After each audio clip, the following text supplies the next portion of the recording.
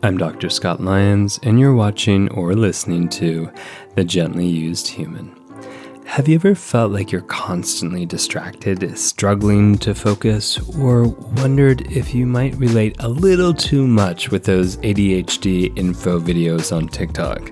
Well, today we're diving into the complex world of attention with Dr. Sasha Hamdani, a respected psychiatrist, best-selling author, and entrepreneur. Dr. Sasha brings a unique perspective to the table, shedding light on the often misunderstood realm of attention disorders. So whether you're dealing with focus issues yourself or know someone who is, or are just curious about how the mind works, this episode promises to challenge what you think you know about attention, and it's, look at that. Sorry, what were we talking about? Oh yeah, I'm Dr. Scott Lyons, and you're watching or listening to The Gently Used Human. This show is about attention, or was it focus? Anyways, let's get this party started. Sasha, welcome to The Gently Used Human. Hi. Where the hell have you been all my life? I mean, in my room, doing telehealth. Huh? That's where I've been for 4 years. Shit, well, welcome out of your room, kind of. I'm still here, but yeah, hi. You're still But there. I'm so excited to be here, and I'm so excited to be on the podcast. I've been so excited about this. Oh, we are so excited to have you. I love all the work you're doing. Thank you so much. And I want to dive right into it. You ready? Totally. Are you ready? I'm so ready. I'm ready. Here's a go. Here we go. Here's a go. That's my new sentence. Here's a go. All right, Sasha. Yes. I'm going to do it in my sexy voice. No, my question for you is, what is attention? Who's got it and who don't got it? So here's the deal. Attention, I think, inherently is your ability to focus and to fine-tune, to utilize numerous different parts of your brain to attend to either a singular or multiple topic kind of thing. Who has it? Everybody, theoretically, can pay attention, right? Can they? Have you met my exes? Okay, no, I haven't. So maybe my whole answer will change. But like in theory, people have this capacity to maintain attention.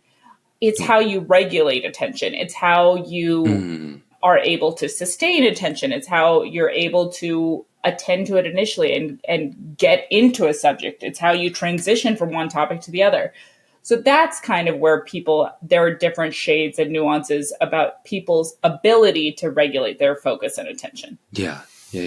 One of the things that I remember in school too about attention that actually kind of blew my mind when we were looking at some of the definitions of it was like, it's not just about what you focus on, it's also about what you kind of ignore. Yeah. And your capacity to ignore, which I was like, oh my gosh, that's kind of a wild concept. That attention is about what you're able to ignore. Yeah. I mean, I think that's a huge part of it, especially given what we're going to talk about. I think it's very relevant, what right? we're going to talk about. Yeah. And like, I think, what do they call it? Like discrimination of stimuli is like the official sexy scientific nerdy name sexy, for it. Yeah. Super sexy. It just means like, can you center your focus on something or some things? And can you like switch back and forth? Yeah. Can you also ignore or discriminate? Meaning like, can you move away from a focus or something like a stimulus? Right. Which I don't know. You don't know personally, or you don't know if anybody is capable of? Well, attention, and we're going to talk about the nuance and the uniqueness of each of us within our attention. And one of the things I know too about as we dive into the world of focus and attention, who's got it and who doesn't, is like, we're also talking about like capacity and duration. So like how much and how long. Yeah. And so like everyone has a this is a question, like everyone has a different amount they can and a timing that they can, right? And I mean, if you want to get even more complicated, that changes, right? Depending on like what's going on environmentally and things like that, and like emotionally and extrinsically, so that your capacity and your duration of focus can absolutely be impacted by all of those things. So you can look like a completely different case depending on what's going on. is there like a baseline I come into the world with, and then I'm going to kind of carry on through my whole life, and like how much and how long kind of shifts in relation to that baseline, or it can radically change through our lifetime? Well, I think there's a couple of things. I think there's some people that may be able to harness their focus a little bit better, like straight from birth. But I think everybody, as they grow and mature and they learn how to deal with extrinsic forces, they cultivate that skill set. So some people become really good at it, and some people are not so great at it. And, so then you get like, what was my original baseline capacity to be able to do this? And what were my skills that allowed me to hone that ability? And then that's where you figure out in your early adulthood and late adulthood, like where you fall on that spectrum. Yeah. But you can look really different in different parts of your life. Yeah. I mean, thinking back now in my life, and we're going to talk about each of our own relations to attention in this show. And I'm really excited to talk about it because we actually have a lot in common in that material. Oh, amazing. Oh, yeah. Oh, yeah, for sure. I can't wait to dive into it. But I think attention for me is like a highlighter. And as you're reading through a book and you're highlighting shit, and it's the sections that stand out that where you attend to, and like that's attention, that's the focus. To me, as especially as a kid, it was like knowing what to highlight. Yeah. And not knowing what to highlight. Yes. And I couldn't discern that. Your whole page would be yellow. But my whole page was absolutely yellow or nothing. Yes. Yeah. It was kind of, was that similar for you? Very similar. And then I remember like going, I had this like, I was in a biology class in high school, and my mom was like, you're going to end up highlighting the entire book, which by the way is a library book. So why are you writing it in the first place? So what is important? And I remember like frankly telling her like, I don't know. All of this could be important, so I want to highlight it. Yeah. And she's like, no. No. I know. Could you ever, how like people who could speed read and like move through and identify important words and and hold on to the important words? I don't understand that, but like I appreciate the idea. It's like I would love that. I don't have that ability for sure. I think that I probably read at a faster pace than many people. I think I retain much less. Because I think I like breeze through stuff without actually getting conceptual mastery of it. Like my eyes move faster than my brain does.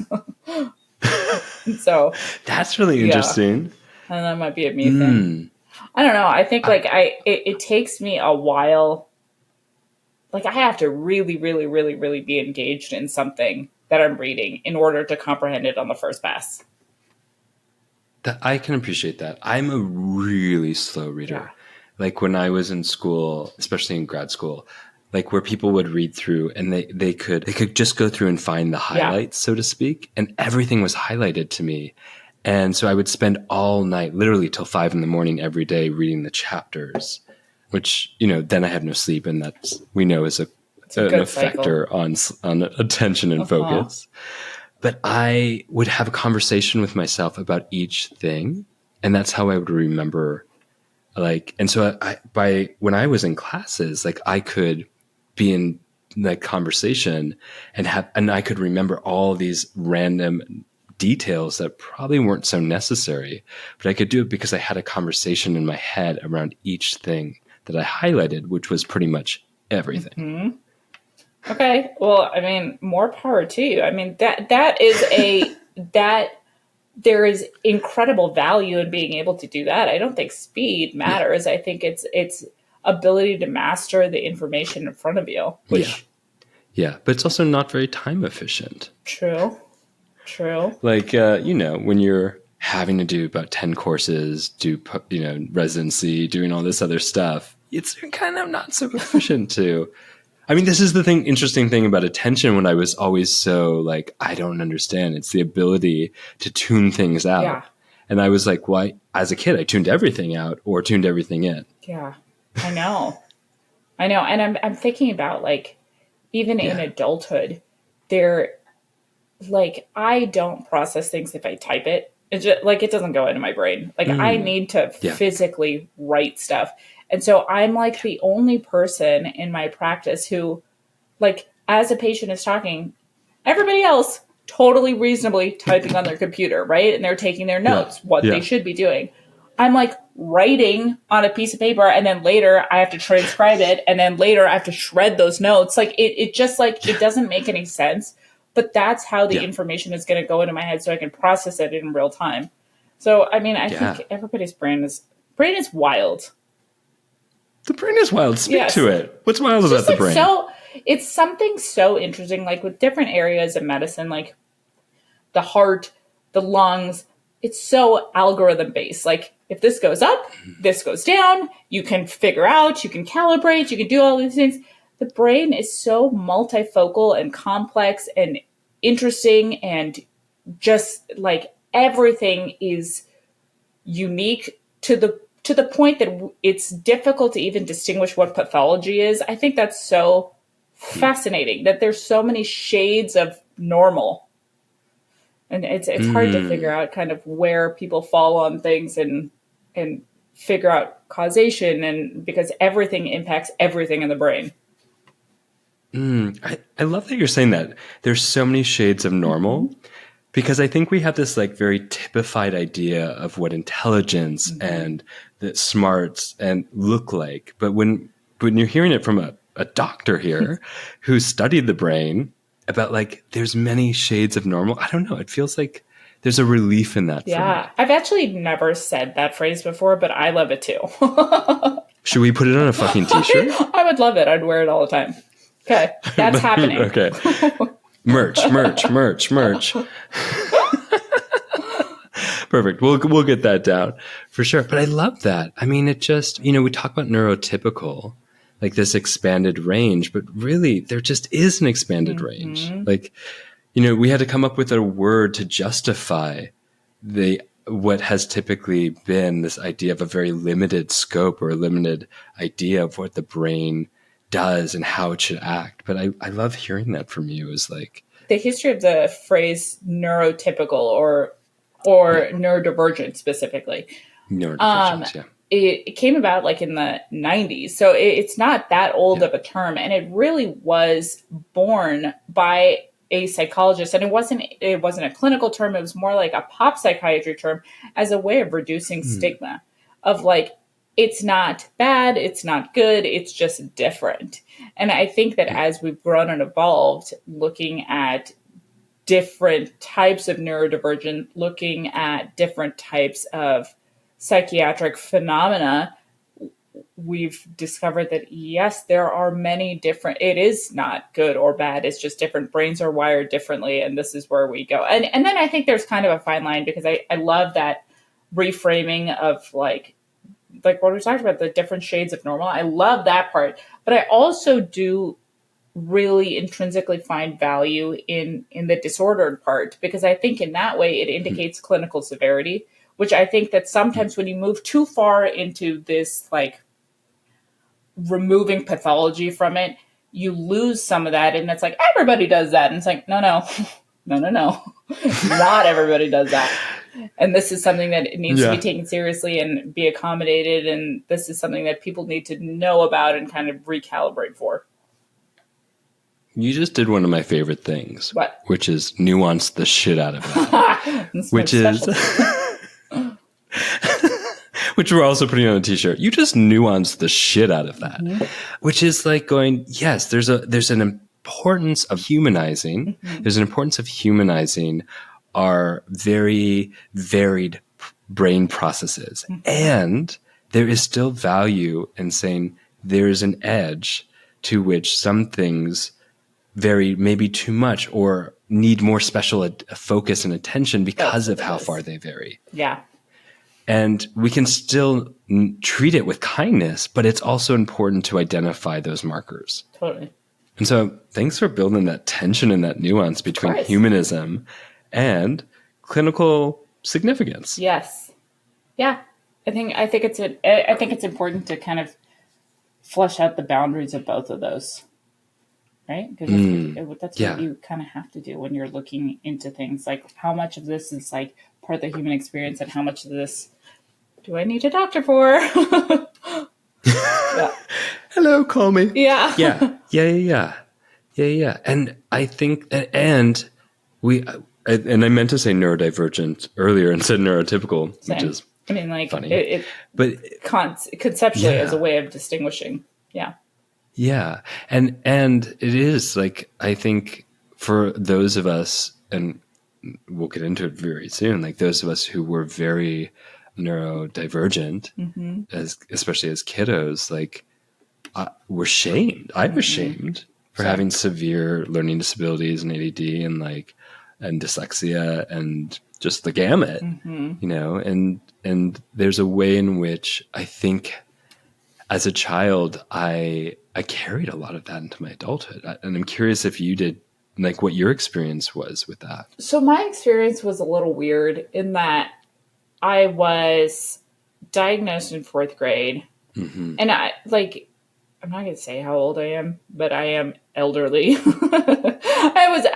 This was during a time where ADHD just wasn't talked about. It just wasn't part of like this cultural phenomenon, so much so that girls weren't being diagnosed at all, really. And the reason it got picked up is because I was so hyperactive. I presented like a boy. And so super disruptive in class. Eventually it got like escalated to like the teachers talked to my parents. And so my parents got me evaluated. It was ADHD. They started me on medication. But again, it had so much stigma around it that they didn't tell me. So I was on medication. It was my vitamin. I would take my vitamin every day. And it was like, this is going to help you focus, which it like straight up did. So I was like, all right, cool. But like, I didn't actually know, like, hey, you carry this diagnosis. Hey, this is a prescription medication for ADHD. Like, did not know any of that stuff. And that continued up until I was getting ready to go to medical school. So I know. So like, I get out of high school, getting ready to go to medical school. And like, it was the first time I was by myself. I obviously stopped taking my vitamin. Everything falls apart. And then, like, I'm on the precipice of fully getting kicked out of this program because I was like, what is happening? Like, I thought I had a stroke. I was like, there's, like, my brain is not braining. What's happening? I got, like, the thing that put me on academic probation that first semester is because I studied so hard for this neurology exam. So hard. And I got a 32%, which was, like, the lowest in the class by far. I got 100% on the first side of the page, and I didn't flip over the other side, and I turned in the thing. And the guy wouldn't let me take it over. Like, I was like, I'll do it orally. Like, you can test me. I have no idea why I didn't flip over the page. So, I mean, it was like stuff like that over and over and over and over and over again. Like, you have to turn this in or you won't get credit. Okay, I'm going to the place. I have my stuff. It's in my backpack. I am ready to turn this in. I get distracted by one thing. I don't make it there. The cutoff is over. Like, it's stuff like that was happening again and again and again. And then, I went home and I was like, okay, don't want to do this anymore. This is horrible. And my parents were like, okay, well, it's actually ADHD. This is what's going on. And then we just spent a week trying to like immerse myself in that. And like, I fought against it. I was like, I don't think this is me. But the more I learned about it, I was like, this sounds exactly like me. And then it was a journey of like finding the right medication and stuff. Wait, what was that like for you to suddenly because it kind of sounds like you were kept out of something really important. You were kept in the shadows of something that was happening to you.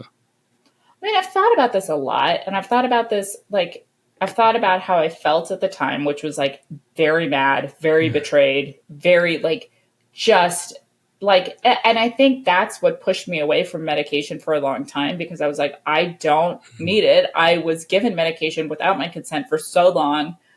And like, I can do this without it. But I think when I go back, and like part of this is like what has helped me reframe this also is having my own children.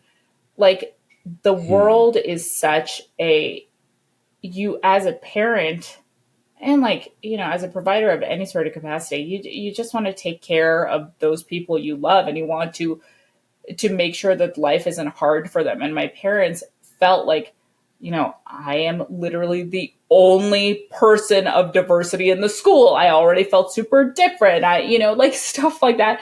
They were like, you were already so marginalized and so hyper aware of that we didn't want to add more. So we thought this would help you. And like, it just like, it continued and continued and continued. And I was like, listen, man, I get the reasoning behind it. That was the wrong move, but okay. And they even admit like, we should have talked to you. This should have been part of the conversation, but we literally didn't have the verbiage or know how to do that. And it wasn't as much in the like cultural zeitgeist as it is now. So I think that, yeah, it was hard at that time. I think I'm more measured about how I feel about it now. Yeah. Yeah, my heart goes out to the little Sasha. Like, I'm like, fuck. Yeah. I know. Like, because we can, as adults, we can say, like, I wasn't given consent about medication. Yeah. I wasn't even informed. And then more so in the story, it just breaks my heart to get to a place where you stop taking your vitamins and you don't know what's going on with you because it hasn't been disclosed.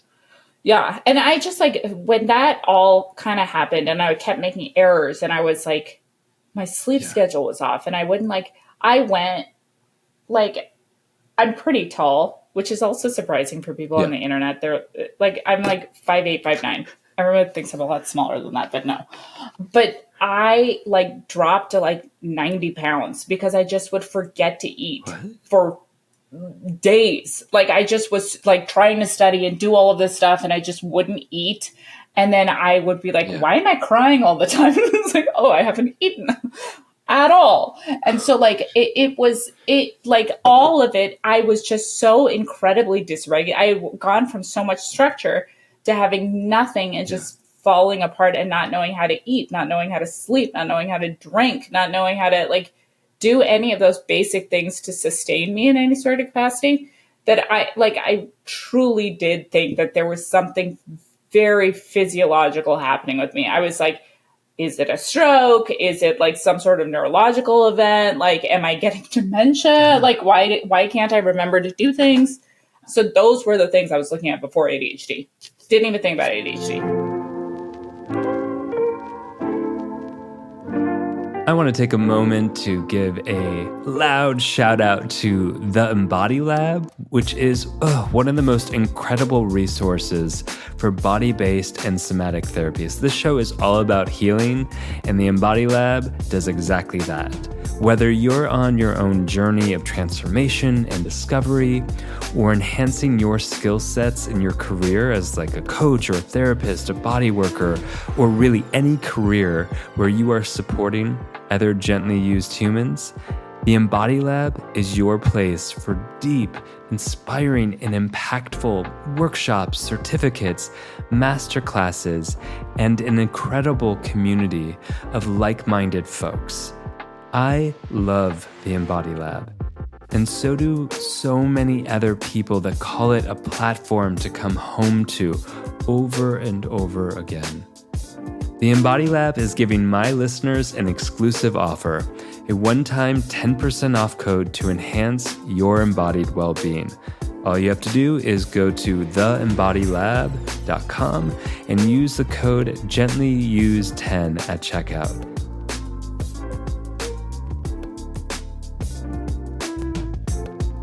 Did you find relief at some point from the, after you were settled into identifying with it? So I think for as difficult the journey was to get to that point, like with my parents not knowing how to broach it, I think they did a phenomenal 180 in parenting, because they really dove in, and it became like this thing where I flew home, my dad and I and my mom, we just were getting books from the library and looking up stuff on the internet and trying to piece together everything we could about ADHD. And I think that being able to be away from school, away from those stressors, being in my safe kind of environment with my mom and my dad, and be able to explore all those things and ask questions and be like, did I do this? Did I do this? Talk about all of that and learn in such it's almost like a crash course, but in such a loving and supportive way. I think it changed everything because I was like, oh, okay, this isn't like I have a reason for it. It did give me some relief. Like there is something happening. I understand it. Then I got like, it was really hard for me to find a medication because the medication I was on before just like didn't work now. And I don't know whether it was like I was in a different spot in my life or hormones changed or I was older, but then I became really discouraged with that whole process because I was like, what am I working so hard for? Like nothing is working.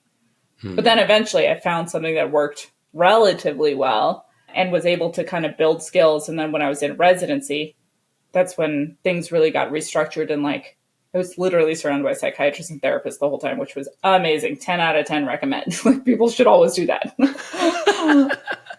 But like they really cultivated, it was like such a small program.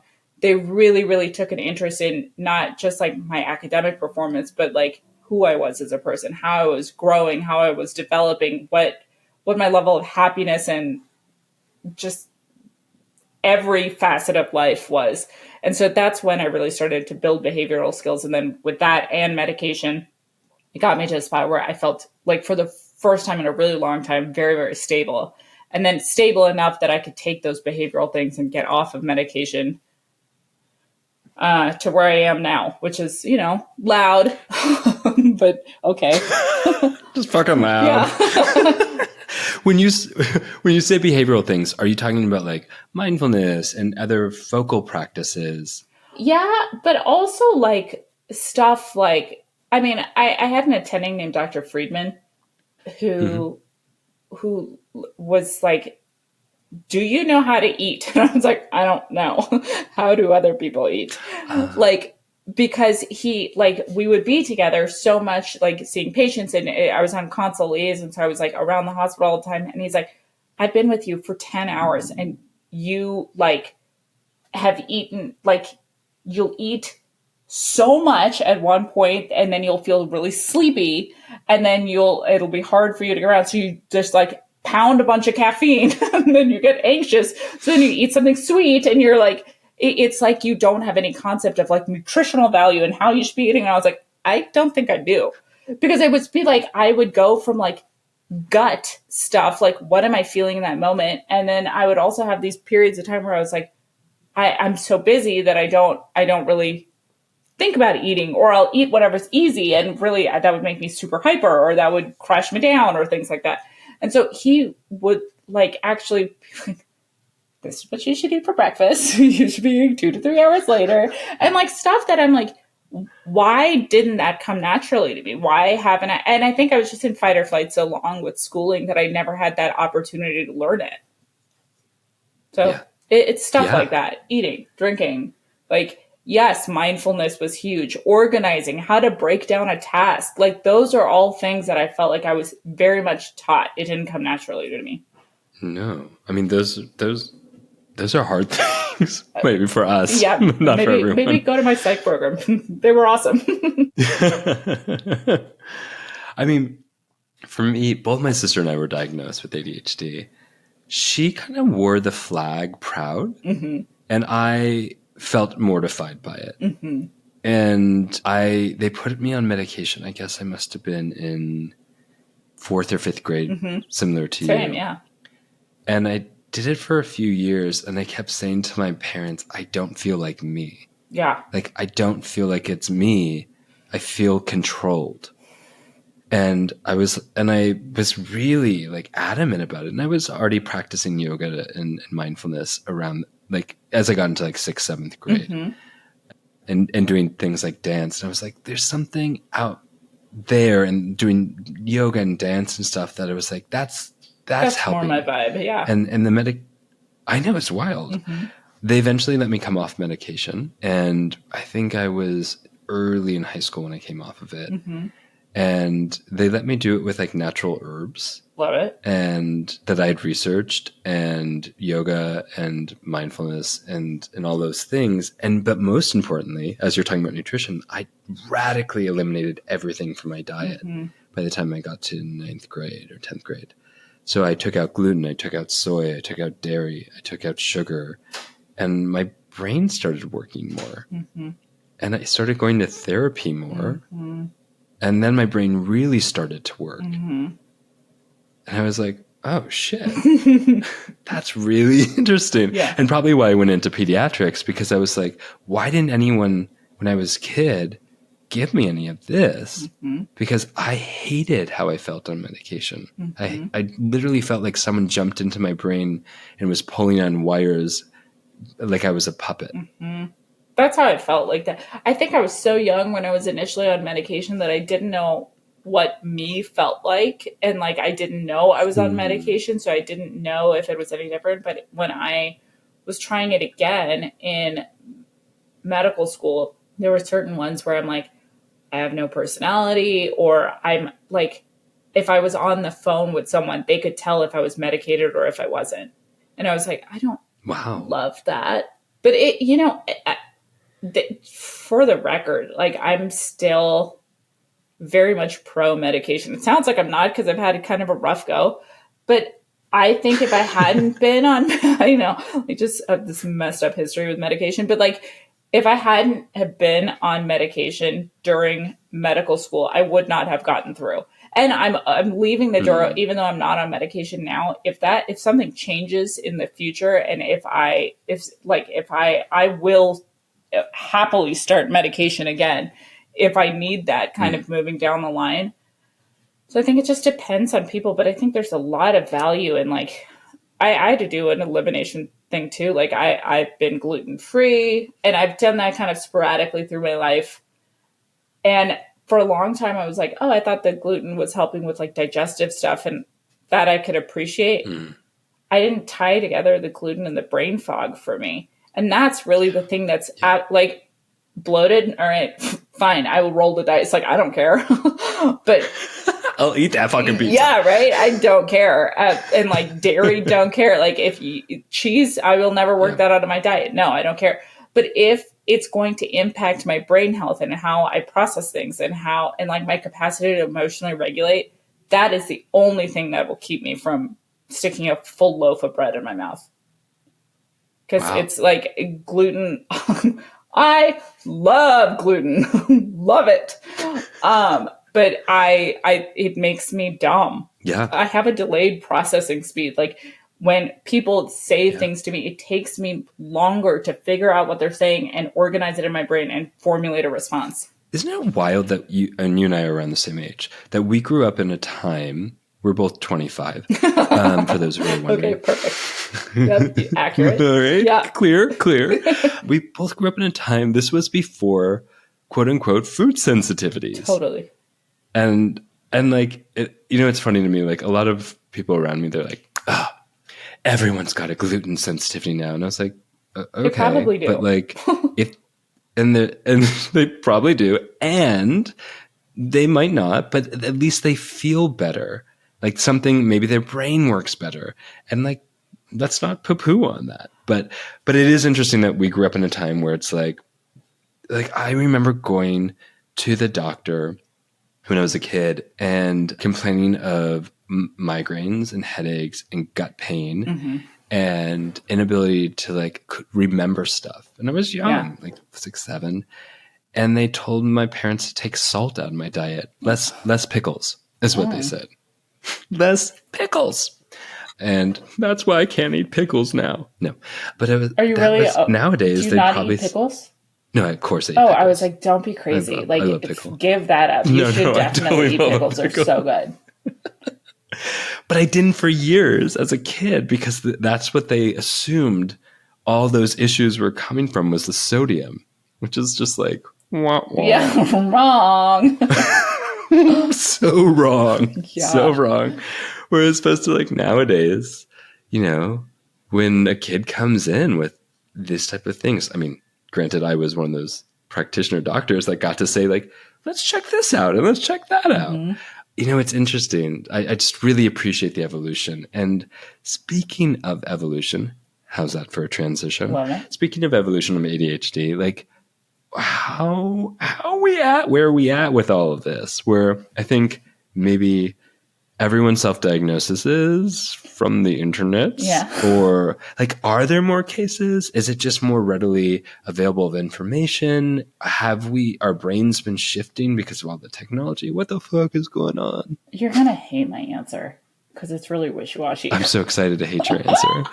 So my answer is like, all of that is so nuanced. Put it on the shirt. Give me the nuance. Yeah. So because I think it's dependent on patient population. I think it's dependent on socioeconomics. I think it's dependent on cultural stuff. Like there are huge subsets of people that I think are overdiagnosed. And I will readily say that. I think that especially with COVID, where we were all forced internally and everybody had their phones and that was like their only outlet, you got this huge boom in ADHD diagnosis. And, people were coming into my office via telehealth.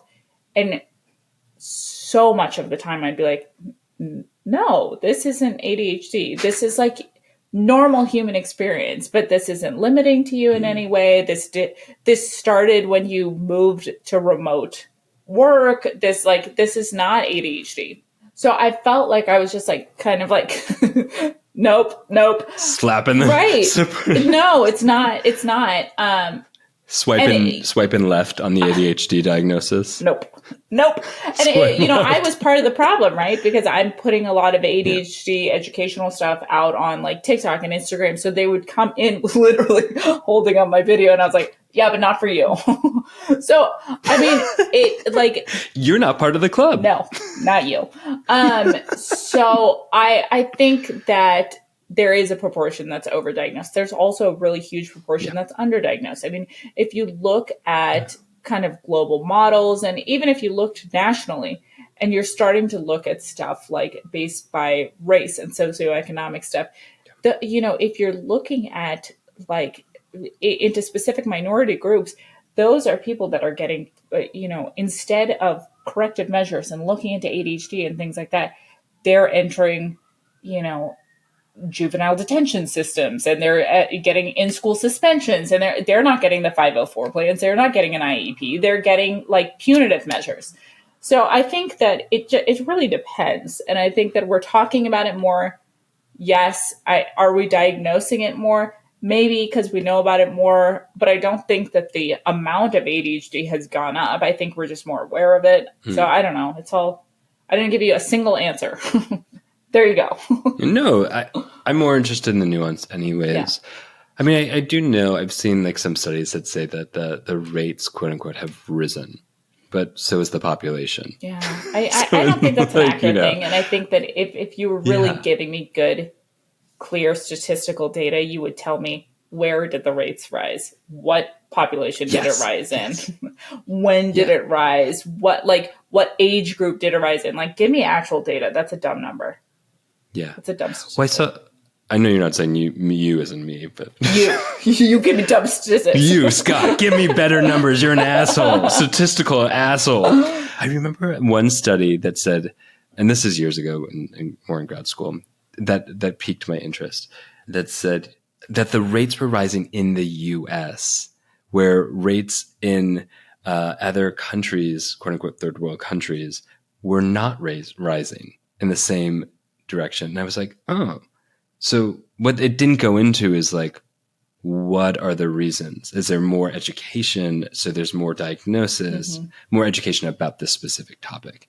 And so there's more diagnosis. Is it that people are more self-diagnosing and doctors are going along with it, et cetera. So I don't know. Does that resonate for you? Access to care is a huge thing too. Like, I mean, if you're at like Canada or London or stuff where you get these huge centralized kind of universal healthcare systems, which, definitely there's some positives, but like you can also get stuck on a waiting list for 3 years before you see a practitioner for something that seems like a voluntary psychiatric evaluation for this.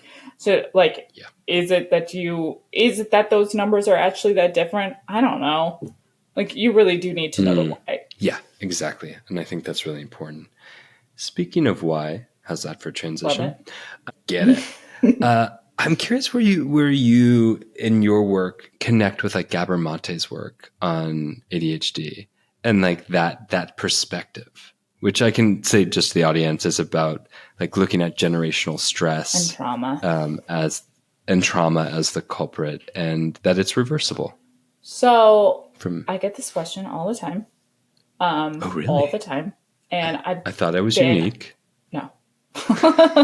But here's where you are unique, because in previous podcasts, I've been like, cut it out, because I don't think I have a good solid answer about it. And I've tried to like tiptoe around it, because I think his work is very important. I think it resonates with a lot of people.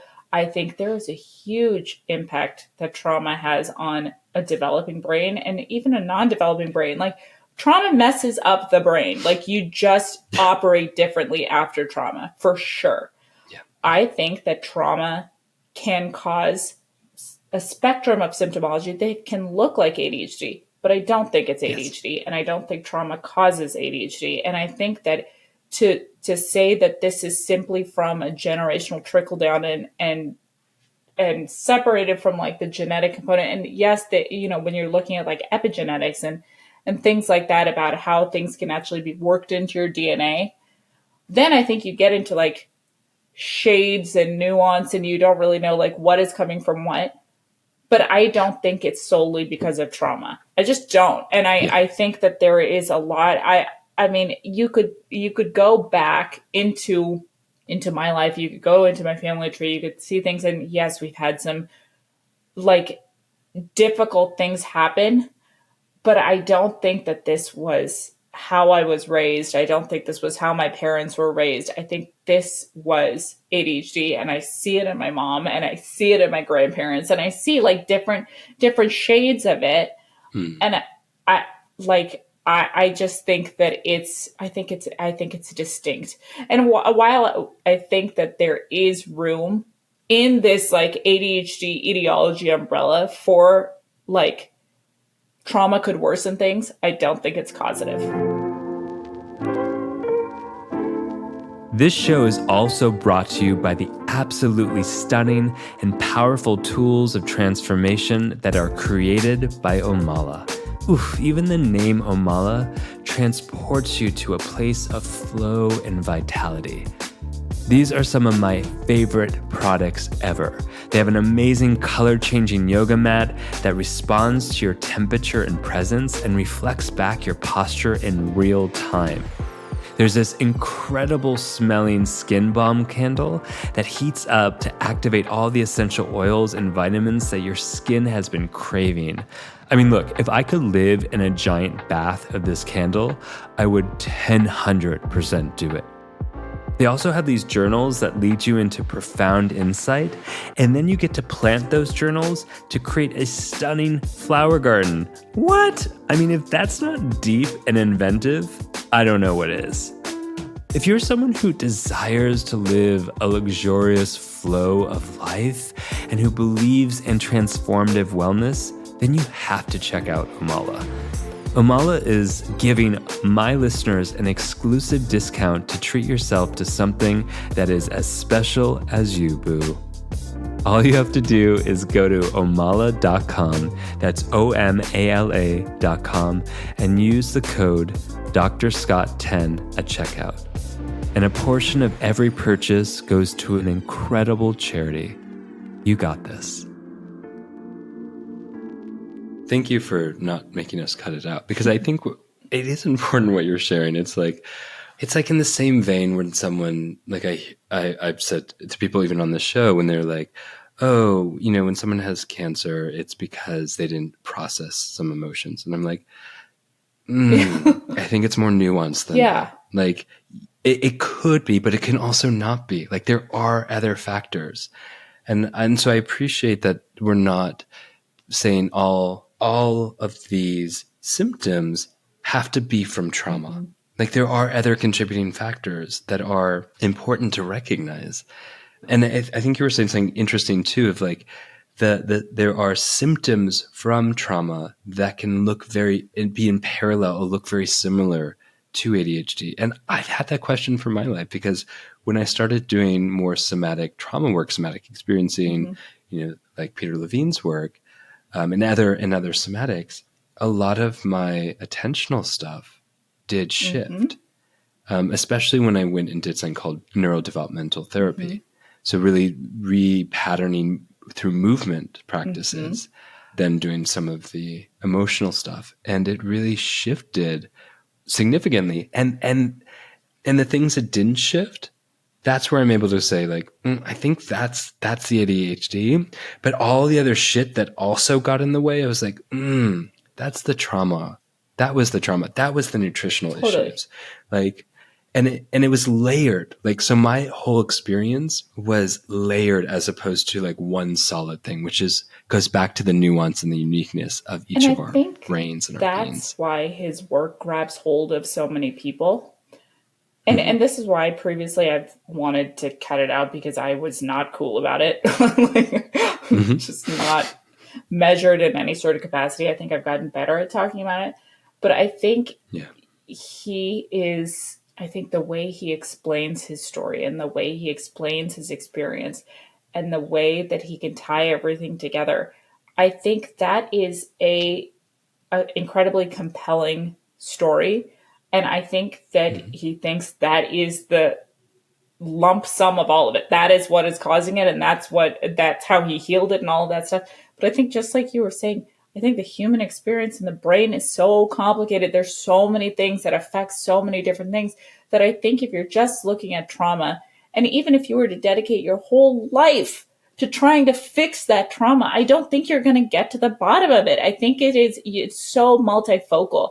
And in order to have a good answer to what you're feeling internally, you have to have it be a multifocal approach. Yeah, I truly believe that.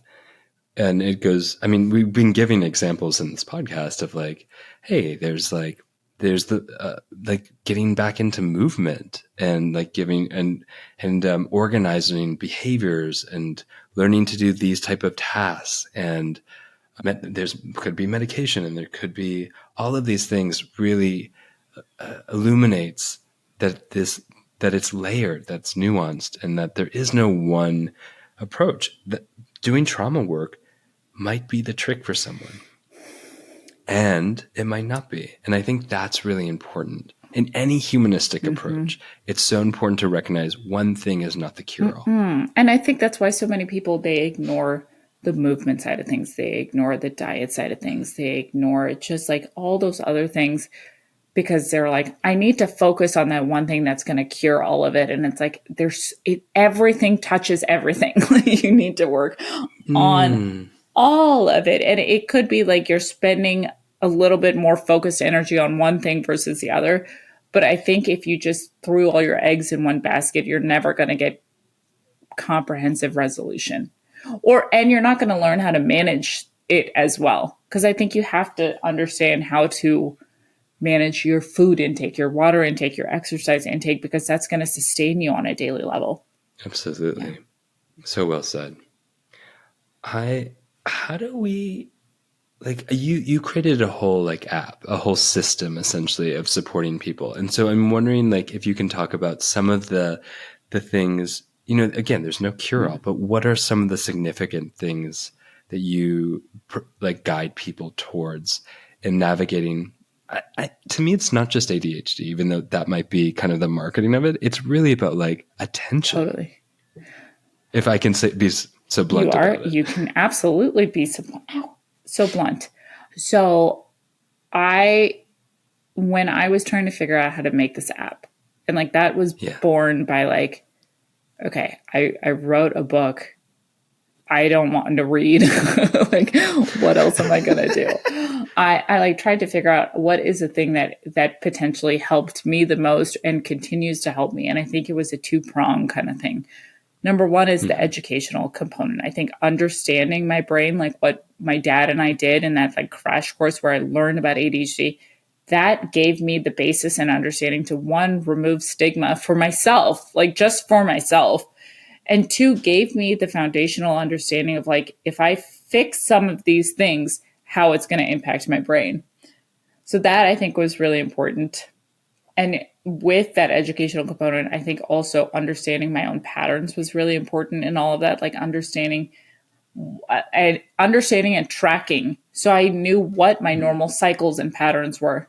The second thing is actually having productivity tools. Like, okay, now I have this understanding of ADHD and myself. How am I going to employ differences? And that's like, how do I break down a task? So I'm going to use a task timer. How do I break down a huge laundry list of things to do? Okay, I'm going to prioritize it. I'm going to put it by category and I'm going to make it gamified so I can like enjoy using it. How am I going to remind myself to be mindful? Okay, let me put in a journal. It's too hard to just journal dump on a blank page. Let me do a prompt so I can see how I change year to year. So it's stuff like that that I think really, putting that all and amalgamating it into one app. I mean, I used it for 11 months. I used it for 8 months solidly before like the beta came out. And in that 8 months, and like I was tweaking things as it went through. And like one of our biggest delays is because I was like, I just want to put research with this. So like I had to go back and rework the entire app and like cite all my research. But like, I think that when I was going through it, I was actually like, I actually understood stuff better. Like I was tracking all of like, there's a focus tracker where it talks about your sleep, your appetite, your water intake, your impulsivity, all of that stuff. And I was like, that's weird. I have 4 days of horrible impulsivity every month. What is happening? And I was like, okay. Okay. I don't know. What else happens once a month? Interesting. So then I was like, that can't be true. Like that's insane. And so I went to like my cycle tracking app and I was like, oh, it's the 4 days before my period starts. And then I was like, okay, so I'm saying I'm impulsive, but I don't know if that really makes a difference. Then I went into my Chase app. I was looking at my credit card statements. There's a $600 bump because I just sit on the couch and I like try to like, I don't know, I just like impulse shop. Like I do, like I just get, and it's always like kitchen utensils and crazy stuff that I'm like, I'm never going to use this. Like I bought like this robotic mop where I'm like, I don't even know, like, why am I doing this? But like, I think it's a really good, I'll see something on TikTok and then I'll immediately there's no thought process behind it. I'm like, oh, need that. So it's like, I know that like that 4 days of the month, do not get me on that couch. It's over for me. Do you help people track that in your app? Yeah. So the great thing about that focus tracker is like when you're doing all of that, it's like a visual depiction. So I was looking at that graph and I was like, what's happening?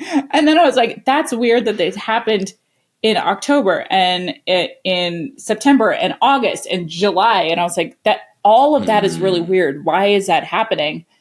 And then I was like, interesting. And then that's when I looked back and I was like, oh my God. So I think it is a very valuable tool.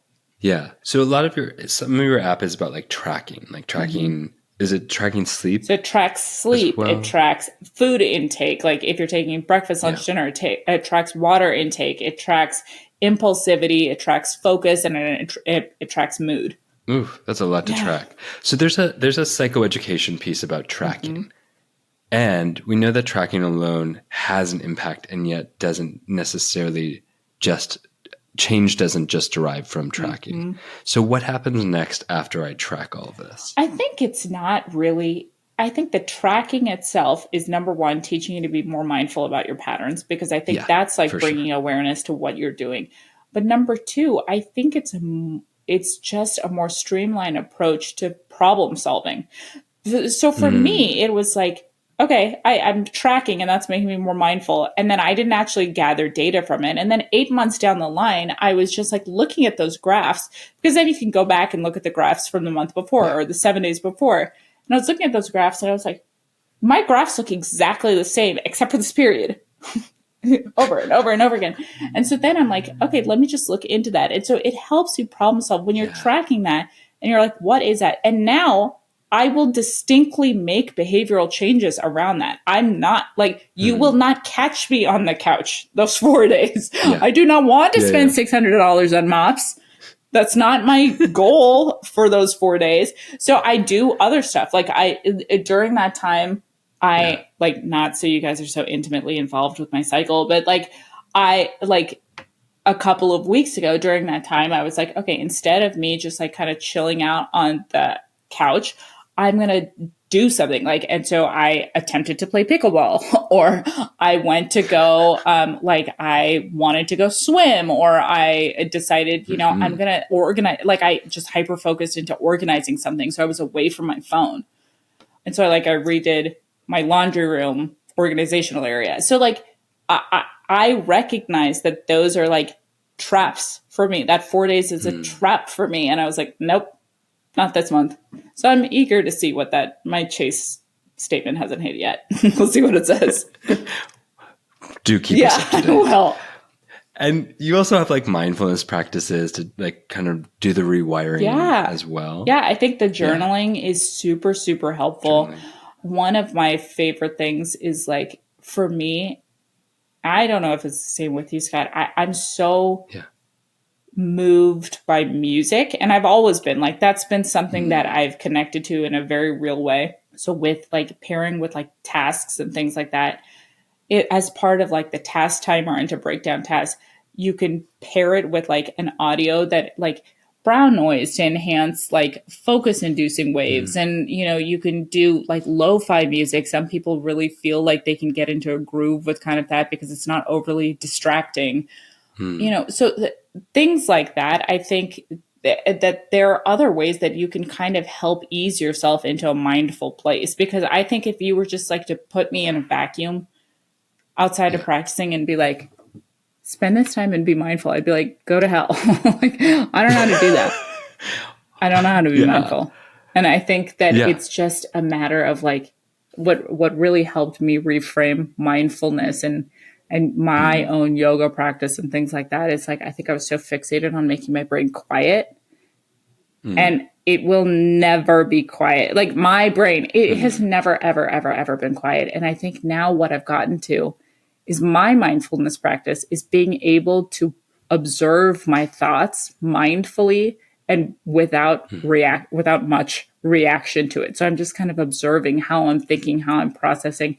And in a way they slow down because of that, but I don't think they ever get quiet. Oh yeah. I remember when I was working in pediatrics and this parent who is observing the session, and I was talking to them after the session ish, the parent, and the kid was sitting on a bench and moving his knee up and down. And the mom turned to him and said, "Calm yourself." And you're like, he is. This was after our first session. And I said, "Oh, maybe he is." Yeah. Exactly what you're saying. Maybe the movement is about regulating. And I said, you know, it's interesting the language we use, because don't you think if he knew how to calm himself, he would? Maybe it hasn't been modeled. Maybe the idea of calm is different between you and him. Like, you know, it's starting to offer this education to people who don't have sort of that neurodivergent framework. Yeah, exactly. Yeah. One of the other things I wanted to go with you through, which was super helpful for me, was understanding, because when we think of attention, we might just think of like this broad category. It's just attention. Yeah. Either you're good at it or you're not. You have some, you don't, da, da, da, da. But there's actually a lot of different types of attention. And some of us have skill sets in some of those types, and others are less available to us. So I thought I'd just like list the types of attention, some of the types of attention, and then we can kind of talk about like our own capacities in relation to those, and the listeners can also do that. So I'm going to list 5. Okay. So the types of attention: sustained attention, which is the form of attention also known as concentration. And then there's alternating attention. This involves like multitasking or effortlessly shifting between 2 or more things. So back and then forth. Then there's selective attention, which is the ability to attend to a limited resource or one selective thing we focus on. Then there's focused attention. This type of attention involves being able to suddenly be drawn into like a specific visual or auditory or tactile stimuli. So like I snap, and the ability to shift or attend to that. So that's focused attention. And then there's limited attention, which is a funny term. Limited attention is also known as divided attention. And so it's a form of attention that involves essentially multitasking. But what's different than alternating is that the attention is divided between multiple tasks simultaneously rather than shifting. Mm-hmm. So those are I'm putting those out there. We have sustained, alternating, selective, focused, and limited. Yeah. One of the things that was helpful for me was to go, oh, this is a strength. And then this is like really something I'm not so clear about as to how to do. And turn it to you, just like, are there ones that just that you found that are like ones you built in skill, ones that you had always, or? I think I'm still working on sustained attention. Concentration is a hard thing for me to do. And it's hard for me to do in long periods of time. I can do it if I really focus, but I think just external world things. I mean, now you're getting to the point where like even your phone isn't that much of a distraction, but we all have Apple Watches. So now it's like on my body, I'm getting distracted. So so that can be harder for me. I think with attention in general, I historically have a hard time when it comes to shifting focus from one thing to another. Either I will be drawn in by something else kind of suddenly, and I am in that limited focus where I'm distractible and I'm kind of moving, and it's just a very inefficient use of time because I feel like I've thought about 50 different things and I've gotten nothing done. Or I've gotten into a flow where I'm multitasking, but I feel like even if I'm getting really good at that, in that flow, I can distract myself away from what I'm doing. Like I end up multitasking too many things. And then it's like, what was the original plot of this movie? Like what was I supposed to be doing? So that's kind of, that's where I am on those focus spectrums. Thanks for naming that. In the same vein of like, we're all so different. I found as a kid, focused attention was not something I would be so in a tunnel vision of attention that there would be a loud sound and I wouldn't hear it, or a light would turn on and off and I wouldn't notice it. I, as an adult, love multitasking. It's just so stimulating. And like, you should have done ER. I read all the paper. I know. I worked in pediatrics. I think you're that's good. But I love it. It's just so invigorating to me. And I read all these papers of like, multitasking is so deteriorating to your capacity. And I'm like, no, it's enjoyable. I'm enhancing. This is working. Yeah. I am loving it.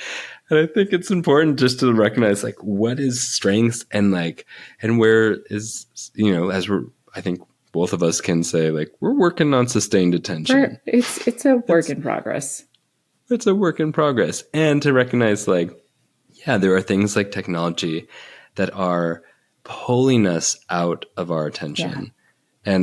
And so and I just want to name that as even a wrap up piece here of like, we're so used to all the distractions, like all the notifications that pop us up, that we're recognizing in neuroscience that we start to interrupt ourselves in the absence of those.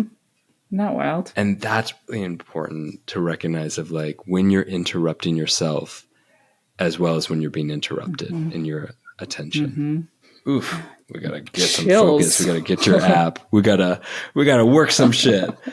Yeah, we do. Sasha, thank you. You're welcome. We got to work it. And thank you so much for being here. Where can people find you in the world? Where can people hang out with you? Well, you can hang out with me in this upstairs bedroom office because that's where I'll be forever. In terms of where to find me, I am on social media. I'm on Instagram. I'm on TikTok. I'm on YouTube. And it's the Psych Doctor MD. Or you can type in my name, Sasha Hamdani. My book is Self-Care for People with ADHD. That was released by Simon & Schuster in January. And then my app, Focus Genie, is out. It just got released in September. So that's out on the App Store and Android, or What is it? Google It's been Play. a big year for you. It's been a big year. Yeah. Google Play, yeah. It's been a big year. It's been a weird year. Thank you so much. Yeah. It's been a weird year. It's been weird. Getting famous on TikTok, all those things. Amazing. Yeah. Thank you, love. We love having you and your brilliance and your nuance, and you are a Oh my goodness. Well, thank you for having me. Our pleasure. Yay. Our pleasure. And thank you for all listening to The Gently Used Human. Thank you for listening to the Gently Used Human podcast with Dr. Scott Lyons and friends. Visit gentlyused.com for fun extras, including submitting your questions for advice from a Midwestern mom. And don't forget to spill the tea and gossip about the show with all your friends and frenemies. And you know what? Show us some love by giving us 5 stars and leaving a review in your favorite apps. This helps us connect with all the other gently used humans out there. Oh, and by the way, you look fierce today.